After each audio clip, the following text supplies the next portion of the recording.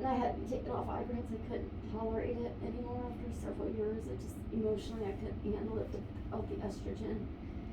The tamoxifen is a little bit better, but I still have horrible emotional things. Really that, I don't. Well, your frontal lobe lesion doesn't help you emotionally. I know. It does make you a little more labile. It makes you more what? The frontal lobe lesion can make a person more labile emotionally. Okay. Swings. Yeah. This one, yeah. Well, she had cancer all over the place, and it's mostly all gone except for a couple lesions on her bones. It's out of her lungs now. It's out of her liver. It was all over the place, and that's all gone. But there's a couple lesions now on her bones, and that's where she's at as far as the rest of her body. So, pretty much controlled from the neck down. Yeah. But this frontal lesion is not. It's getting bigger. So, why don't you take some time to talk about it and see which of those three options you would like to use to control the only tumor in your body that isn't controlled. Right. Well, I don't know if I'd say some of the other ones are controlled either. Well, They're active, they're just.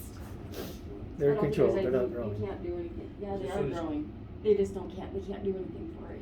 The Except bones? the tamoxifen or the bones? Ibrance. Yeah. There's 4 places where it's still growing, the other ones have stopped. Because there was probably almost a dozen places, and most of them that she said stopped. There's 4 still growing, and unfortunately it was 2 of the biggest ones that are still growing, and 2 other ones that are smaller. And you had cancer in your ovary as well. Yeah, and Yes. as funny as that was, is that's been cancer, that had cysts in it probably since my early 20s. And they always said that there was no cancer, and every doctor I saw said, don't worry about it, there's no cancer. There's no cancer, and it finally got to a size to where it was making me pee all the time and giving me other issues. And even the doctor that did the surgery to take it out said, don't worry, there's no cancer in it. We had to do a Everything he told me biopsy. at that appointment was Yeah. wrong. We actually had him do a biopsy. He says, "I'll do it, but it's not necessary." He's like, "I stand corrected." Yeah, he took it out, and it had cancer. Yeah. Well, they say, cancer can set up shop in places I like think that that's too. where it's been since 2009. Maybe. Yeah. I'm not a ovary guy. Right. I know, and I was so upset when I found that out because I knew it had cysts in it since the beginning of my cancers, before that. And they never did a PET scan in Omaha, and I think that was the big issue, because if they would have done a PET scan, they would have found it in my ovary. So, what would you if this was yourself? You've heard Or this your wife. question. You've heard this question probably 100 times or Up more. until a year ago, I would have continued the surveillance MRI scan. With the new MRI, it is growing large enough that it's beginning to, it's like, how Starting to take off. logarithmic growth is. Yeah. And so you double. Yep, starts and taking the off. curve just takes off. And I think we're getting closer to a place where it's really growing a lot. It's probably doubling the same length of time, but it's gotten big enough that doubling now makes a big difference for you. It's operating in an area that has been previously radiated, so it won't heal as well. But your hair is growing well in that area now. It's a lot thinner. But it is. It It's won't growing. grow. It won't. That's. This here is since 2014. The idea though that your skin will heal together, it won't just fall apart, probably. And it's been a while. Yeah, I know that it's a risk, but that I risk is literally got, really they did this radiation, and the doctor was like, "Oh, you're lucky you grew hair back at all." And I was like, "What?" He said, "If I didn't tell you, it might not grow back." And I was like, "No." Yeah, well. I'm sorry. I know the side effects are just horrible, and all the options are not good. And So anyway, going back into this, I'm sorry. would you personally yourself say, you know what, I'm gonna pick the best doctor, and I'm gonna do the brain surgery, and I'm gonna get this stuff sucked out, cut out, whatever. That's gonna be my best option. Or are you saying, maybe I'm gonna watch it for a little bit longer? Obviously, it's growing and it's getting bigger and bigger. I think it's gotten bigger and bigger again, and gotten. Watching it is kind of like we've done that. You know, we're kind of over that. That's so. kind of what I'm thinking. Yeah. So, SRS or open surgery, and I think there are risks and benefits either way. I'm a surgeon. Yeah. But when it really comes down to personally being cut on, everybody isn't a surgeon. A surgeon really thinks twice about being operated on. Yeah. But in this setting, if that were me, and particularly since I had such a bad time the first time, I think I would probably say, all right, let's go ahead and get it out. So what would that look like? Well, first of all, I would want to leave as much of your hair in place as possible. But it wouldn't be on my forehead, the incision, right? It would be like in my hair? No. It's really pretty high, as I recall. Let me see. It should be kind of back up in here on the left side, right there. So what we would do is give you a horrible part here, and then make just a gentle curved incision that's. It would have to go to the center? We're going to go across the center. So there's a curve here back behind your hairline, and we leave as much hair in there as possible, and it would be a 1/3 to the right and 2/3 to the left. So a little U there, and then back off like that, so that we could open that far enough that we would take a piece of skull out across the midline about that big. We would put that back in when we were done. Once that is open, that big central divider that attaches to the covering of the inside of the brain, called the falx, and the sagittal sinus. Let's see. Doesn't really show it very well up there. No, I'm sorry, wrong room for that. You know, one of the fake brains. That big sinus that everyone's been talking about, that runs, that's inside the dura, inside the leather covering of. Oh, okay. It is not on top of the dura, it's under the dura. It's in the dura. Oh, inside Yeah, it? so the dura splits, and that's like a pipe inside where it splits. Oh, okay. And then off of that is the divider from left to right, the falx. So what we would probably do is take that out, because as I said, it's far enough anterior, far enough to the front, that the risk of having a problem with venous drainage in that part of your vein is really modest. Gets to be a lot worse as the further back you get. And if you're going through an operation, you should get as much of the cancer out as you possibly can. Of course. So right now it looks like, and it wasn't there to begin with, but it is now. So it's in the covering of the brain. And so I would want to take the covering of the brain, including the part that goes around that big sinus, the venous sinus, but it's far enough up here that it's taking the Mississippi in Minnesota instead of in Louisiana. If that makes sense to you? Does that make sense to you? Yes, it does. Very small, a little flow, and that part of the brain can drain in other directions. So your brain doesn't need the dura on it?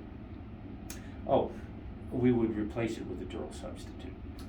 It's like a rubber.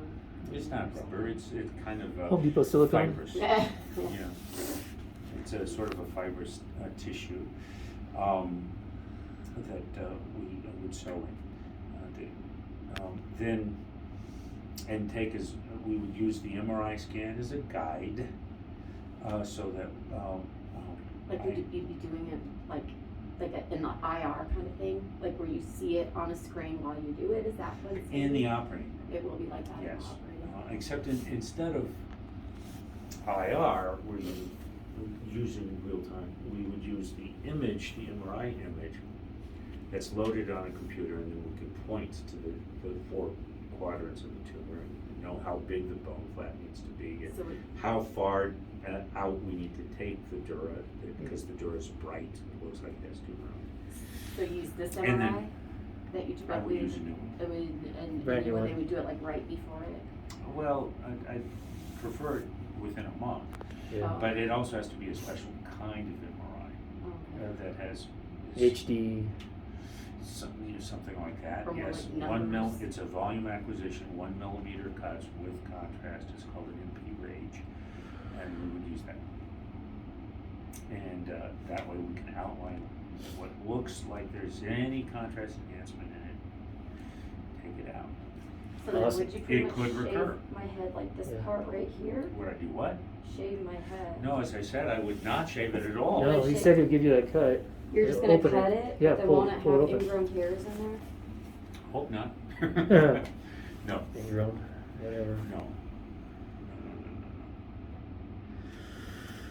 I would probably need to shave a little line, For an incision?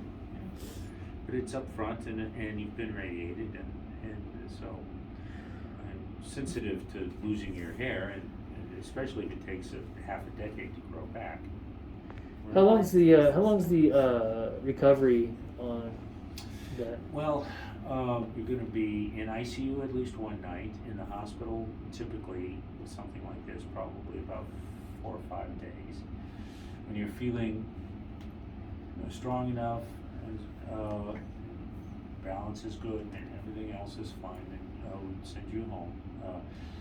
The sutures or the staples come out in 2 weeks, and most people feel kind of fatigued and a little headachy for about 6 weeks. Having already had the radiation, let's add a couple of weeks to that, so probably 2 months of recovery. Okay. Now can I like move around, do whatever I want, or is it like I need to Yeah, keep I'd rather you all didn't that? lift anything heavy. Now can I Yeah, bend over? right. Cause I know it's okay to bend over. What about blood thinners? She's on blood thinners. She had to be on like Lovenox for a minute or something before. We would have to do this through a window where you are not on blood thinners. Yeah. And that window would have to last at least 72 hours, probably 4 days. So like Okay, a now- Lovenox or heparin. In Omaha, like they would plan everything for you, and so you didn't really have to do anything. Out here, I know, so you have to do everything yourself. So is someone to tell me like what all I have to do, like to make sure? Cause Yeah, of course. okay, cause I know And out here Julie, they you've don't do met it. Julie Bergsten already, and she's pretty good at that Yeah. stuff too, but what is you're on Lovenox now? No, Right. I'm on Eliquis. Oh, that's what I thought, so that's a Yeah. 72-hour. For Is it brain 72? surgery, Okay. yeah. For brain surgery, we ask an extra day, so you would stop in 4 days in advance. Why are you on Eliquis? I've had 3 blood clots. One of them She had a they couldn't even DVT, believe I was PE. alive. They Yeah. were all DVTs though. No, DVT, PE. PEs. Yeah. But the PE came from the DVT. No. Yeah. Well, no. PEs come from DVT. Well, they looked for one and they couldn't find one where it came from. That's because it It goes in the No. gut. Yeah. Yes. Well, anyways, DVTs come. This REs one don't was- usually happen in No. This one here went from my heart to my lung, and it looked like there was a thumb stuck in my artery. And they said they had people looking at it said there's no way this person was alive. And I went, Yeah. Well, okay, so your lungs were terrible. So I think that we ought to probably keep you transition from Eliquis. If we're going to do it like this, we could do it in 5 days and then go directly onto Lovenox. And then the day before, stop the Lovenox, have the surgery.